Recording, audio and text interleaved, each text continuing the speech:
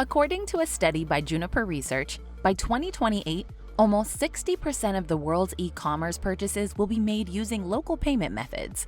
The trend directly impacts travel. In many regions, people would rather abandon global cards when paying for their tickets and hotel stays. It makes sense to prepare for this shift in advance and give customers the choices they want.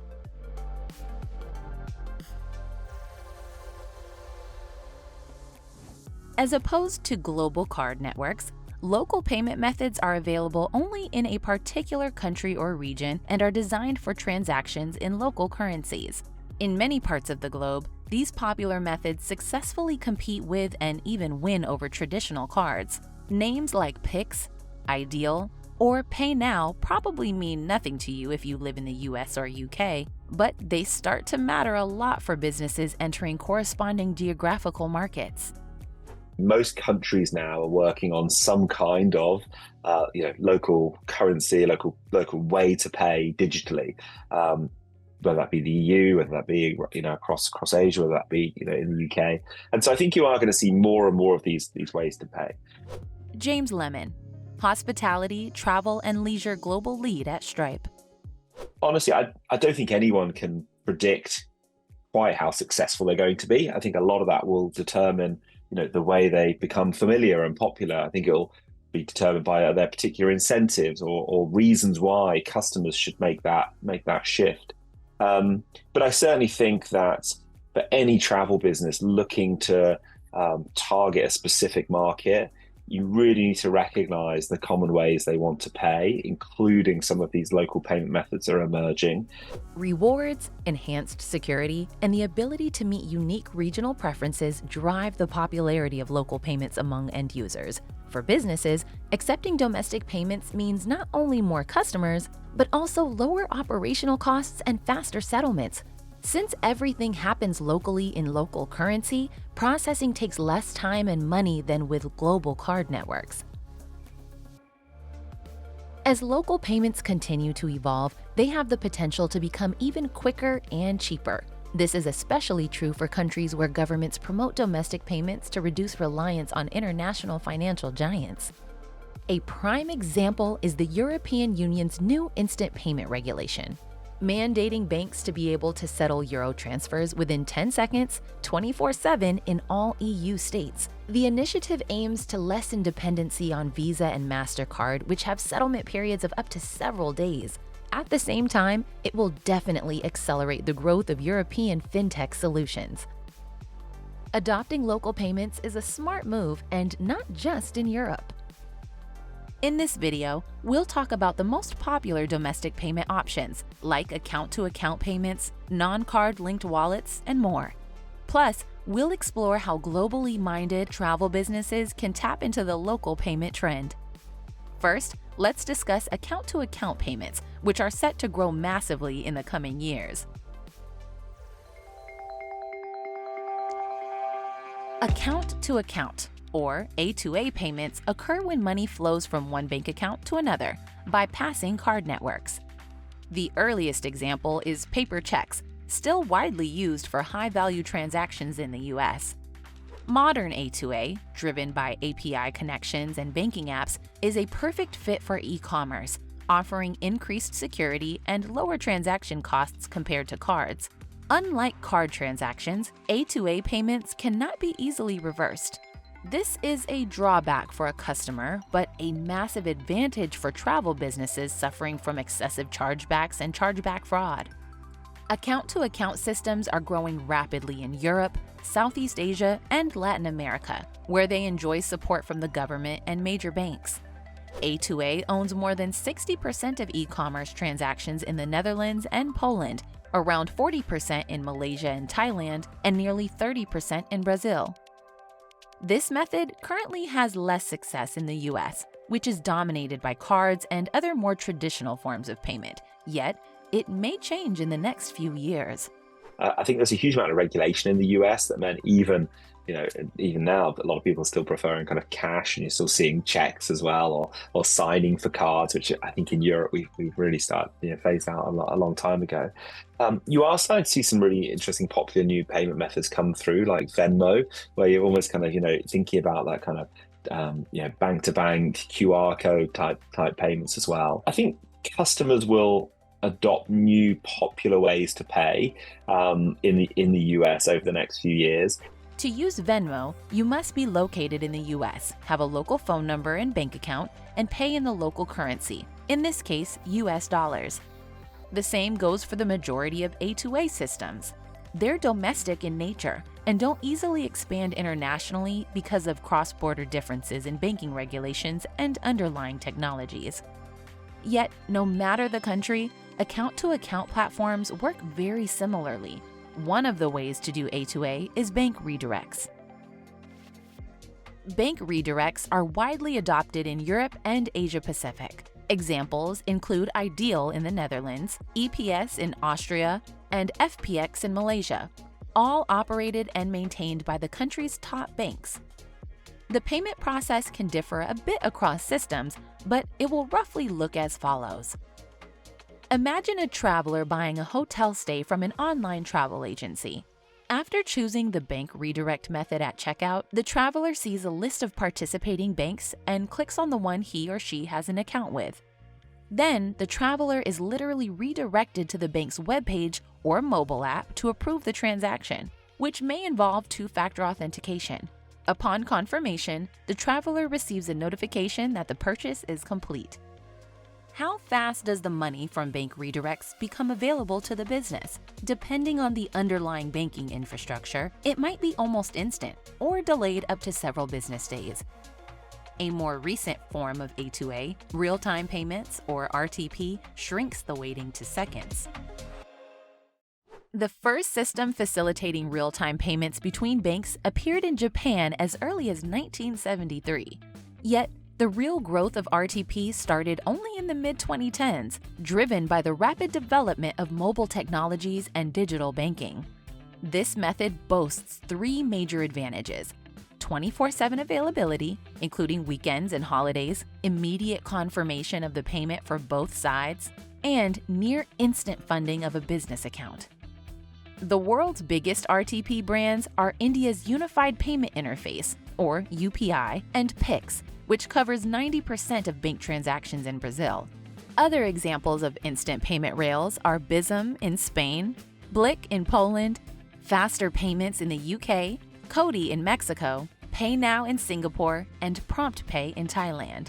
Let's see what happens when a traveler selects an instant payment option at checkout.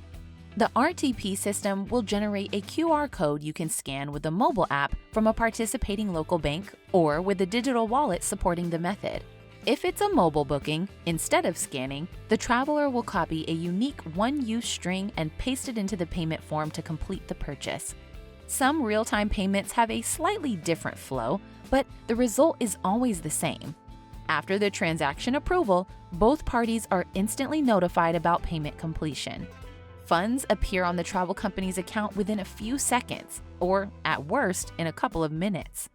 Yet, the final settlement between banks may occur later. For example, in several hours or by the end of the workday. Though gaining traction, A2A still lags behind another type of local payment, which is non-card linked wallets. Popular global wallets from Apple and Google work as extensions of debit and credit cards and have no balance of their own. Non-card linked wallets, also called stored value wallets, have internal accounts that users refill in different ways, with bank transfers, local and global cards, peer-to-peer transactions, and more. If this payment method is chosen, in most cases, a booking platform will redirect a traveler to a wallet app for authentication and completing a purchase. Local non-card linked wallets prevail in the Asia-Pacific region, accounting for 55% of online purchase value. Here, they usually reside in so-called super apps. Super apps like Alipay and WeChat in China Grab in Singapore and Kakao Pay in South Korea offer users a wide range of additional services, from chats to ticket booking to personal wellness management. They also capitalize on promo codes and discounts. I use them a lot when I travel. So I'll use Grab when I'm in Singapore. I just think that the way they've tied payments to other services like ride sharing, I think is a really good one. Maybe because I'm in travel, maybe I'm a geek anyway. I'm a bit of a loyalty nut. So if anyone ever offers me points or discounts, coupons for behaving in a certain way, I love to give it a try. So yeah, I would say I'm a ripe target audience for local payment methods. Those super apps don't always require an account in a local bank and can be reloaded with international cards.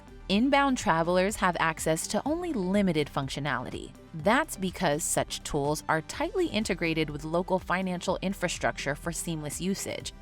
At the same time, some super apps have cross-border capabilities that foreign businesses should consider and benefit from. Take Alipay and WeChat, each with over 1 billion users. While their audience is mainly based in China, both wallets are expanding to the global market. They allow businesses worldwide to accept payments from Chinese travelers, which is especially beneficial for hotels, restaurants, and other travel service providers in tourist-heavy regions.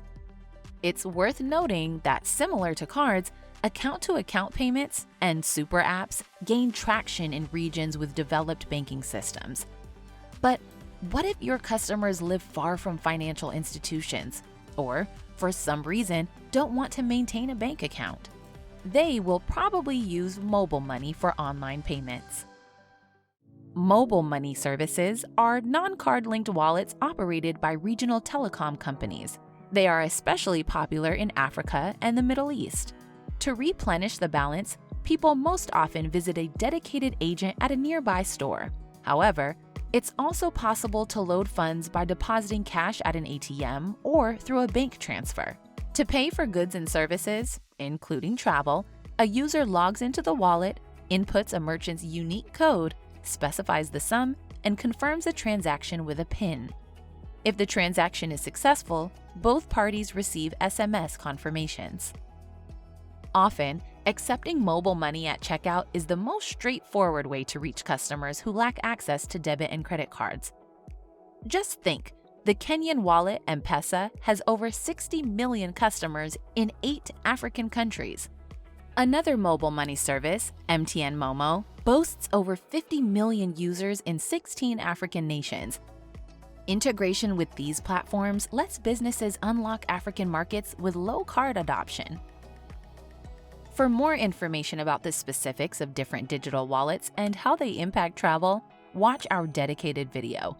A2A payments and digital wallets are the most common types of local payments, but they aren't the only ones. Local payments exist in many forms. They can be country-specific, buy now, pay later, or BNPL platforms, like PayPo dominating the BNPL market in Poland, or Alma, the leading BNPL player in France with over 4 million customers. They can be local card networks, such as Carte Bancaire in France and Dankort, the national debt card in Denmark. Or they can be post-pay, like Pago Efectivo in Peru, or OXXO Pay, run by the nationwide chain of convenience stores in Mexico. If a traveler selects OXXO at checkout, it triggers the generation of a voucher to be paid in one of the 18,000 branded outlets with paper money. Once the payment is made, the traveler receives a confirmation, and the merchant starts processing the booking. Post-pay allows for online shopping in countries where cash dominates the payment landscape. So, considering the number and variety of exotic and region-specific payment methods, the vital question is, how can travel businesses make the most of payment localization?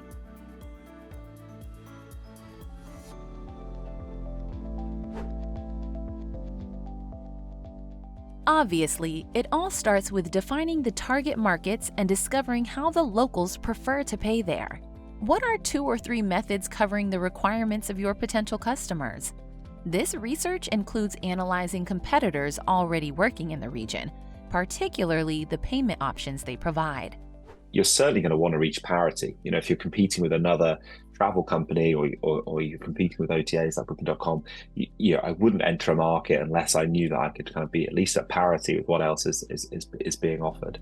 After selecting payment systems, you have to embed them into your booking engine and back office and ensure that your integration complies with local regulations. This leads us to the second step. Travel companies sometimes choose to negotiate with each local payment system individually and then integrate a method on their own. This helps preserve full control over finances, but can result in resource constraints, especially if you run a smaller business lacking internal financial and tech expertise. In most cases, it makes sense to offboard implementation to large payment processors like Stripe, Adyen, or PayPal, which handle most of the compliance and tech complexity. For example, Stripe supports dozens of local payments, and a dedicated team constantly adds new ones. How long does each integration take? It largely depends on your current technology stack. For online first travel businesses running on a modern payment platform, it might be days or weeks. But if you're an enterprise operating in dozens of countries with a legacy payment checkout that supports only cards, you may spend 6 months to a couple of years activating a new method. And this will typically be a part of a bigger transformation program. In many markets, there's no dominant form of payment. People switch between methods depending on what they buy and other factors. A modernized tech stack and partnership with a payment service provider give you an opportunity to set up quickly, run a wide range of options, and decide which ones work best for you in a particular region. We would always recommend A/B testing, right? Okay, again, within Stripe, we've made it really easy now to a new feature this year to actually A/B test some of these payment methods as well, so you can actually understand what is the impact, and if you put 10-12% of your traffic through a local, or given the option of a local payment method for 30 days, do you see a boost in conversion? Do you see a boost in basket size? Do you see certain behaviors from certain countries? So we would always recommend, be broad in your optionality, but obviously monitor carefully. Payment preferences and behavior are changing all the time. You should be ready to accept a new option once it gains popularity, and also ensure a smooth, unified payment process. Because a checkout experience is a critical part of getting a traveler to book from you, give it special attention.